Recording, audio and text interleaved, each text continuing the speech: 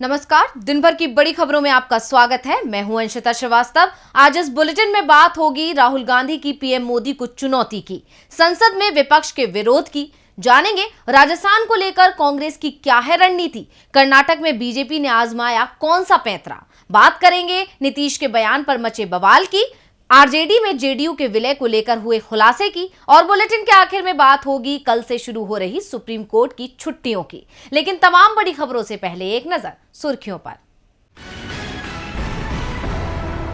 KGF song copyright उल्लंघन मामले में कर्नाटक हाई कोर्ट से कांग्रेस को राहत। राहुल गांधी, जयराम रमेश और सुप्रिया श्रीनेत के खिलाफ एफआईआर पर लगाई रोक। एमआरटी म्यूजिक कंपनी ने दर्ज कराई है शिकायत। गृह राज्य मंत्री नित्यानंद राय का बड़ा बयान, संसद में बोले सरकारी खजाने पर भारी पड़ रही आपदा, 3 साल में खर्च हो गए हैं 1,40 करोड़ रुपए। यूपीएससी और बिहार सरकार को सुप्रीम कोर्ट का निर्देश, अगले डीजीपी को लेकर 2 जनवरी तक लें फैसला। गिरावट के साथ बंद हुआ शेयर बाजार, सेंसेक्स 461 अंक गिरकर 61,638 अंक पर हुआ बंद। निफ्टी 146 अंक लुढ़क कर 18,269 अंक पर हुआ बंद। तो ये थी सुर्खियां और अब बात आज की सबसे बड़ी खबर की। आज भारत जोड़ो यात्रा ने 100 दिन पूरे कर लिए हैं। आज के दिन यात्रा में जनता का सैलाब उमड़ पड़ा। साथ ही आज यात्रा में हिमाचल प्रदेश के मुख्यमंत्री कांग्रेस विधायकों के साथ यात्रा में शामिल हुए और पदयात्री बने। वहीं यात्रा के 100वें दिन राहुल गांधी ने मीडिया से बातचीत की, तो क्या कुछ बोले राहुल गांधी, देखते हैं ये रिपोर्ट। राहुल गांधी के नेतृत्व में निकल रही भारत जोड़ो यात्रा ने अपने 100 दिन पूरे कर लिए हैं। राहुल ने बताया कि वो अब तक 2800 किलोमीटर पैदल चल चुके हैं। साथ ही उन्होंने ये भी माना कि इस यात्रा से उन्हें व्यक्तिगत काफी फायदा हुआ है। राहुल गांधी ने एक बार फिर बीजेपी आरएसएस पर निशाना साधा और कहा कि कांग्रेस ही बीजेपी को हराएगी। उन्होंने कांग्रेस के बिखराव की खबरों को गलत करार देते हुए कहा, बीजेपी आरएसएस ये इनका काम डिफेमेशन है। यही इनकी सबसे बड़ी स्ट्रेटेजी है, यही इनकी सबसे बड़ी स्किल है। मुझे डिफेम किया और हर रोज ये कांग्रेस पार्टी को डिफेम करते हैं। और मैं आपको सच बताऊं तो इसमें प्रेस का भी रोल है और मैं आपको गलती नहीं देता हूं। आप आपके मालिक हैं, आप पर दबाव डालते हैं, वो ठीक है, मगर ये कहना कि कांग्रेस पार्टी बिखर गई, कांग्रेस पार्टी खत्म हो गई, ये बिल्कुल गलत है। कांग्रेस पार्टी एक विचारधारा है। राजस्थान में भारत जोड़ो यात्रा का आज 13वां दिन था। आज भी राहुल गांधी के नेतृत्व में यात्रा दौसा जिले से शुरू हुई थी, जिसमें लोगों की जबरदस्त भीड़ देखी गई। कांग्रेस नेताओं और कार्यकर्ताओं का हुजूम राहुल के साथ चलता नजर आया। राजस्थान को लेकर राहुल ने साफ कर दिया कि 2023 में राजस्थान में कांग्रेस की जीत पक्की है, तो वही 2024 को लेकर भी राहुल ने ऐलान कर दिया कि बीजेपी को कांग्रेस हराएगी। राहुल ने सचिन पायलट और अशोक गहलोत की गुटबाजी को लेकर कहा कि हमारी पार्टी में बोलने की आजादी है, हमारी पार्टी में तानाशाही नहीं है, यहाँ सबको अपनी बात रखने का हक है और अगर कोई अनुशासन तोड़ता है तो कांग्रेस एक्शन भी लेती है। आज राहुल गांधी काफी मुखर नजर आए। 100 दिन की यात्रा में जनता के सकारात्मक समर्थन से राहुल काफी खुश नजर आए। राहुल गांधी ने कहा कि कांग्रेस बीजेपी को हराएगी, यानी राहुल गांधी ने खुले शब्दों में मोदी सरकार को चुनौती दी है। ये चुनौती इस बात का संकेत है कि कांग्रेस मजबूत हो रही है और जनता के हर मुद्दे को इसी तरह उठाती रहेगी। वैसे कांग्रेस सड़क से लेकर संसद तक मोदी सरकार के खिलाफ हल्ला बोल रही है, लेकिन संसद में उसकी आवाज नहीं सुनी जा रही है। यही वजह है कि संसद में विपक्ष का विरोध लगातार जारी है। संसद के शीतकालीन सत्र की शुरुआत 7 दिसंबर से हुई थी और आज इस सत्र का 8वां दिन है। अभी तक विपक्ष कई मुद्दों पर चर्चा की मांग कर चुका है, लेकिन सरकार विपक्ष को अनसुना कर रही है। पिछले कुछ दिनों से सदन में तवांग मुद्दा छाया हुआ है। इस मुद्दे पर विपक्ष लगातार चर्चा की मांग कर रहा है, लेकिन सरकार चर्चा को राजी नहीं हो रही है। यही वजह है कि संसद में विपक्ष का विरोध जारी है, लेकिन बार बार विपक्ष को नजरअंदाज किए जाने को लेकर आज मल्लिकार्जुन खड़गे ने संसद में अपनी नाराजगी जाहिर की है। खड़गे ने आरोप लगाते हुए कहा कि हम लोगों को इस मुद्दे पर बोलने का मौका नहीं मिला है कि इस विषय में स्पष्टीकरण भी देना चाहता हूं और आपने जो चेयरमैन ने इस सदन में कहा, क्या ये सत्य है, क्या असत्य है? क्या मुझे आपने पहले स्वीकार किया कि आप और हाउस के लीडर और फॉर्मर प्राइम मिनिस्टर कभी भी बात कर सकते हैं, अपने पॉइंट को रेज कर सकते हैं। माननीय लोग मुझे क्यों मुझे क्यों नहीं बोलने दिया गया? ये तो देश से जुड़ा हुआ मामला है और देश की रक्षा की देश के आप एक मिनट, देश के रक्षा के लिए और सारे सदन के सदस्यों की भावनाओं को देखते हुए मैं खड़ा हुआ। अब और मुझे आपने पहले कहा आपको खड़ा होने की इजाजत है, लेकिन ऐसा हुआ आपने कि आपको टोक दिया। मैंने आपने पक्ष रखा, मैं कहूं तो इसीलिए either sir you express the regret और you tell me that you have no power. Tawang में चीन के जवानों के साथ भारतीय जवानों की झड़प का मुद्दा राज्यसभा में एक बार फिर से गर्मा गया है। विपक्ष आज भी चीन से टकराव के मुद्दे पर चर्चा की मांग कर रहा है। वहीं कांग्रेस सांसद रणदीप सिंह सुरजेवाला ने चीन के साथ सीमा स्थिति पर चर्चा के लिए राज्यसभा में नियम 267 के तहत सस्पेंशन ऑफ बिजनेस नोटिस भी दिया था। उन्होंने सभापति से इस मुद्दे पर प्रधानमंत्री और सरकार से बयान देने के लिए मांग की है। यानी आज भी इस मुद्दे पर विपक्ष का विरोध जारी रहेगा। सत्र के 8वें दिन भी संसद में विपक्ष का विरोध देखने को मिला। इतना ही नहीं, नेता प्रतिपक्ष मल्लिकार्जुन खड़गे ने तो खुलकर अपनी नाराजगी जाहिर की। विपक्ष आम जनता के मुद्दों को उठाना चाहता है, लेकिन सरकार उसकी बात नहीं सुन रही है, जिसके चलते विरोध बना हुआ है।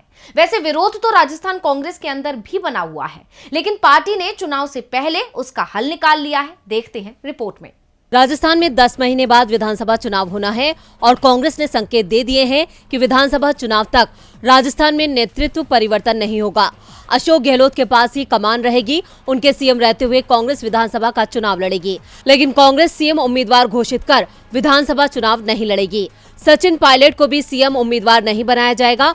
राजस्थान में सीएम उम्मीदवारी को लेकर कांग्रेस नेता जयराम रमेश ने कहा कि राजस्थान में कांग्रेस चुनाव लड़ेगी, मुख्यमंत्री कौन बनेगा बाद में देखा जाएगा। जयराम रमेश ने कहा, कांग्रेस पार्टी को जिताने के लिए सभी नेता, सभी कार्यकर्ता एकजुट होकर लगे हुए हैं। पार्टी में संगठन सर्वोपरि है। व्यक्ति आते हैं, व्यक्ति जाते हैं, व्यक्ति पद ग्रहण करते हैं, व्यक्ति पद से हटते हैं, लेकिन संगठन बरकरार रहता है। प्रदेश की हर सीट पर कांग्रेस का संगठन चुनाव लड़ेगा।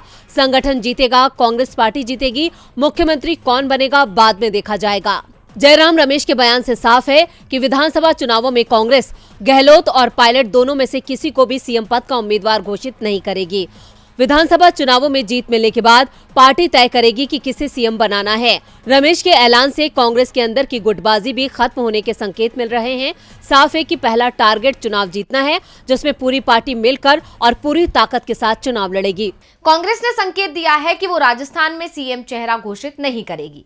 इधर राजस्थान कांग्रेस में सब कुछ ठीक दिख रहा है, तो उधर बीजेपी कर्नाटक में एकजुटता दिखाने की कोशिश कर रही है, जिसकी झलक देखने को मिली एक कार्यक्रम में, जब पूर्व सीएम पर कार्यक्रम में शामिल होने के लिए दबाव बनाया गया। तो क्या है पूरा मामला, देखिए रिपोर्ट में। कर्नाटक की 224 विधानसभा सीटों के लिए होने वाले चुनावों में अब 6 महीने से भी कम का वक्त बचा है, जिसने राज्य की सियासत में हलचल मचा दी है। क्योंकि बीजेपी जहां सत्ता में वापसी के सपने संजो रही है, तो वहीं बीजेपी के अंदर छिड़ी कलह उसकी राह में अड़चन पैदा कर सकती है। ऐसे में बीजेपी इस अंदरूनी कलह को खत्म करने की कोशिश में लग गई है और पार्टी में एकता दिखाने की कोशिश कर रही है। यही वजह रही कि कर्नाटक के पूर्व सीएम येदियुरप्पा पर जेपी नड्डा के कार्यक्रम में आने का दबाव बनाया गया, जबकि वो उस कार्यक्रम में जाना नहीं चाहते थे और ये दावा है येदियुरप्पा के करीबी का। दरअसल पिछले दिनों पार्टी अध्यक्ष जेपी नड्डा कोपल में एक कार्यक्रम के लिए पहुंचे थे, जिसको लेकर कयास थे कि पूर्व सीएम इस कार्यक्रम में शामिल नहीं होंगे, लेकिन बाद में बीएस येदियुरप्पा शामिल हुए। ऐसा करके पार्टी ने एकजुटता का संदेश देने की कोशिश की थी, लेकिन उनके करीबी ने दावा किया कि येदियुरप्पा कार्यक्रम में जाने को तैयार नहीं थे, लेकिन केंद्रीय हस्तक्षेप के बाद वो आखिरी समय में तैयार हुए। दरअसल येदियुरप्पा के न जाने के कयास इसलिए थे क्योंकि वो पिछले कुछ समय से पार्टी के कार्यक्रमों से लगातार बच रहे हैं। इसके अलावा उनके एक बयान के चलते भी इस तरह की चर्चा थी, जिसमें उन्होंने कहा था कि वो उन खबरों से अवगत हैं कि भाजपा के भीतर उन्हें खत्म करने के प्रयास हो रहे थे, लेकिन वो उन पर विश्वास नहीं करेंगे। ये भी कहा कि ये भी सच है कि कोई भी राजनीतिक रूप से किसी को खत्म नहीं कर सकता है। वहीं आपको बता दें कि येदियुरप्पा की नाराजगी बीजेपी को भारी पड़ सकती है, क्योंकि येदियुरप्पा लिंगायत समुदाय के सबसे बड़े नेता माने जाते हैं। यही वजह रही कि बीजेपी ने येदियुरप्पा को अगस्त में पार्टी के सर्वोच्च निर्णय लेने वाले निकाय में नियुक्त किया, ताकि प्रभावी लिंगायत मतदाताओं को अपने पक्ष में किया जा सके। ऐसे में बीजेपी उनकी नाराजगी को खत्म करने की पूरी कोशिश कर रही है, साथ ही राज्य में एकजुटता का संदेश देने में भी लगी है। ऐसे में देखना होगा कि पार्टी को उसकी कोशिशों से फायदा होता है या नहीं। पूर्व सीएम येदियुरप्पा की नाराजगी बीजेपी को भारी पड़ सकती है, क्योंकि येदियुरप्पा लिंगायत समुदाय के सबसे बड़े नेता माने जाते हैं। यानी कर्नाटक में बीजेपी फंसी हुई है। वैसे फंस तो बिहार के सीएम नीतीश कुमार भी गए हैं। शराब मामले पर उनके एक बयान को विपक्ष में बैठी बीजेपी अब खूब भुना रही है। आखिर क्या बोल गए सीएम, देखेंगे रिपोर्ट में। बिहार में इन दिनों मिलावटी शराब का मुद्दा गरमाया हुआ है। जहरीली शराब पीने के चलते अभी तक करीब 60 से ज्यादा लोगों की जान चली गई है और ये सिलसिला लगातार जारी है। ऐसे में सत्ता से विपक्ष में आई भारतीय जनता पार्टी को नीतीश सरकार को घेरने का मौका मिल गया है और अब बीजेपी इस मुद्दे को जोर शोर से उठा रही है। बिहार विधानसभा में ये मुद्दा छाया हुआ है। विधानसभा में उप मुख्यमंत्री तेजस्वी यादव ने जैसे ही बोलना शुरू किया, विपक्षी विधायकों ने कुर्सियां उठा ली और विरोध शुरू कर दिया। बीजेपी जहां पहले ही नीतीश कुमार के जो पिएगा वो मरेगा वाले बयान पर उनसे माफी की मांग कर रही है, तो इसी बीच नीतीश कुमार ने एक और बयान देकर सियासत को गरमा दिया है।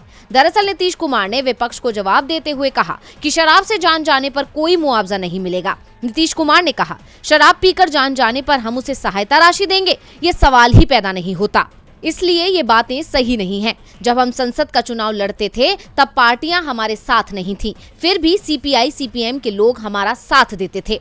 अब नीतीश के बयान को बीजेपी खूब भुना रही है। वहीं बीजेपी विधायकों ने राजभवन तक मार्च भी निकाला। इससे पहले कल लोकसभा में भी इस मुद्दे को उठाया गया था। भाजपा सांसदों ने नीतीश सरकार का घेराव किया था। भाजपा सांसद संजय जायसवाल ने कहा था कि नीतीश कह रहे हैं जो पिएगा तो उसकी जान जाएगी ही, लेकिन वो शराब बेचने वालों को टिकट दे देते हैं। अब बीजेपी के इन बयानों से साफ जाहिर होता है कि सत्ता से विपक्ष में आई बीजेपी जैसे मौके की तलाश में थी और उसे मौका मिल गया है, क्योंकि जब तक वो सत्ता में थी मिलावटी शराब से तब भी जाने जा रही थी, लेकिन तब इस मुद्दे को दबाया गया। मिलावटी शराब से लोगों की जान जाने के चलते बिहार की सियासत में तूफान आ गया है। ऐसे में नीतीश कुमार के बयान भी बवाल मचा रहे हैं। लेकिन इन बयानों के अलावा भी नीतीश ने एक बड़ा बयान दिया। तो जेडीयू के आरजेडी में विलय को लेकर क्या कह गए नीतीश कुमार, देखिए खास रिपोर्ट में। नीतीश कुमार ने जब 2015 का विधानसभा चुनाव आरजेडी के साथ लड़ा तो ये चर्चाएं भी चली कि जेडीयू और आरजेडी का आपस में विलय हो सकता है। ये विलय तो नहीं हुआ, उल्टा जो गठबंधन था वो जरूर 2 साल बाद टूट गया। लेकिन 6 महीने पहले नीतीश फिर महागठबंधन में लौटे हैं और उनके लौटते ही फिर से चर्चाएं शुरू हो गई हैं कि आरजेडी और जेडीयू का आपस में विलय हो सकता है। इसे लेकर नीतीश कुमार ने साफ कर दिया कि 2014 में हमने कोशिश की थी। उन्होंने कहा कि 2014 के लोकसभा चुनाव के बाद हमने सिर्फ आरजेडी जेडीयू के विलय का ही प्रयास नहीं किया था, बल्कि उत्तर प्रदेश के समाजवादी पार्टी और कर्नाटक के जनता दल सेक्युलर के साथ भी विलय की कोशिश की थी। लेकिन कुछ राजनीतिक कारणों के चलते उस समय ये सफल नहीं हो पाया। उस समय हम इसे लेकर गंभीर थे, लेकिन अब ये संभव नहीं है। नीतीश ने कहा कि अब जेडीयू और आरजेडी का कोई विलय नहीं होगा। इस तरह का कोई विचार या प्रस्ताव नहीं है। जेडीयू खुद बड़ी पार्टी है और इसकी अलग पहचान है। नीतीश ने आश्चर्य जताते हुए कहा कि जब कोई प्रस्ताव है ही नहीं, फिर भी इस तरह की बातें कहां से आ रही हैं। उन्होंने पार्टी कार्यकर्ताओं से कहा कि वो पार्टी को मजबूत बनाने का काम करें। जल्दी ही मैं बिहार में अपनी यात्रा प्रारंभ करूंगा। इस दौरान आम लोगों और कार्यकर्ताओं से मुलाकात भी करूंगा। सीएम ने कहा कि वो विपक्ष को एकजुट करने का प्रयास कर रहे हैं। अगर विपक्ष एकजुट हुआ तो देश बीजेपी मुक्त हो जाएगा। दरअसल जेडीयू के आरजेडी में विलय की खबरों ने जेडीयू नेताओं को भी बेचैन कर दिया था। पार्टी नेता उपेंद्र कुशवाहा ने कहा था कि अगर राज्यों में अगले विधानसभा चुनाव से पहले आरजेडी या किसी दूसरी पार्टी के साथ जेडीयू का विलय होता है तो ये जेडीयू को जबरदस्त नुकसान पहुंचाएगा। और बुलेटिन के आखिर में बात कानून मंत्री को कोर्ट के जवाब की। सुप्रीम कोर्ट और केंद्र सरकार में अब ठन चुकी है। जजों की नियुक्ति से लेकर जजों के अवकाश पर सवाल खड़े करने वाले केंद्रीय कानून मंत्री किरण रिजिजू को चीफ जस्टिस ने करारा जवाब दिया है। चीफ जस्टिस ने कॉलेजियम सिस्टम पर भरोसा जताया है, साथ ही सिस्टम पर उठ रहे सवालों पर चिंता जताई है। तो क्या है पूरा मामला, देखते हैं ये रिपोर्ट।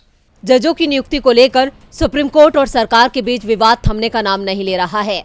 गुरुवार को केंद्रीय कानून मंत्री किरण रिजिजू ने कॉलेजियम सिस्टम और जजों के अवकाश को लेकर संसद में बयान दिया था। उस बयान पर अब तक किसी की प्रतिक्रिया सामने नहीं आई है, लेकिन इसके संकेत मिलने लगे हैं कि ये मामला आने वाले वक्त में और तूल पकड़ सकता है। लेकिन सुप्रीम कोर्ट की तरफ से शीतकालीन अवकाश का ऐलान कर दिया गया है। सुप्रीम कोर्ट में शीतकालीन अवकाश के दौरान कोई पीठ तत्कालिक मामलों की सुनवाई के लिए मौजूद नहीं रहेगी। सीजीआई डीवाई चंद्रचूड़ ने आज ही ये बड़ा ऐलान किया। शीर्ष अदालत में 17 दिसंबर से 1 जनवरी तक अवकाश रहेगा। सीजेआई चंद्रचूड़ की ये घोषणा अहम मानी जा रही है क्योंकि केंद्रीय कानून मंत्री किरण रिजिजू ने गुरुवार को ही राज्यसभा में कहा था कि लोगों का मानना है कि अदालतों की लंबी छुट्टियां न्याय चाहने वालों के हित में नहीं है। साथ ही उन्होंने जजों की नियुक्ति में सरकार के सीमित अधिकारों को लेकर भी सवाल उठाया था। केंद्र सरकार जजों की नियुक्ति को लेकर नई प्रणाली की पैरवी कर रही है। उसके जवाब में आज सीजेआई चंद्रचूड़ ने सुनवाई शुरू होने से पहले कोर्ट रूम में मौजूद वकीलों को ये जानकारी दी कि कल से 1 जनवरी तक कोई बेंच उपलब्ध नहीं होगी। 2 हफ्तों के शीतकालीन अवकाश से पहले आज यानी शुक्रवार शीर्ष अदालत का अंतिम कार्य दिवस है। सुप्रीम कोर्ट 2 जनवरी को फिर से खुलेगा और उसके बाद मामलों की सुनवाई होगी। तो आज इस बुलेटिन में बस इतना ही। देखते रहिए डीवी लाइव। नमस्कार।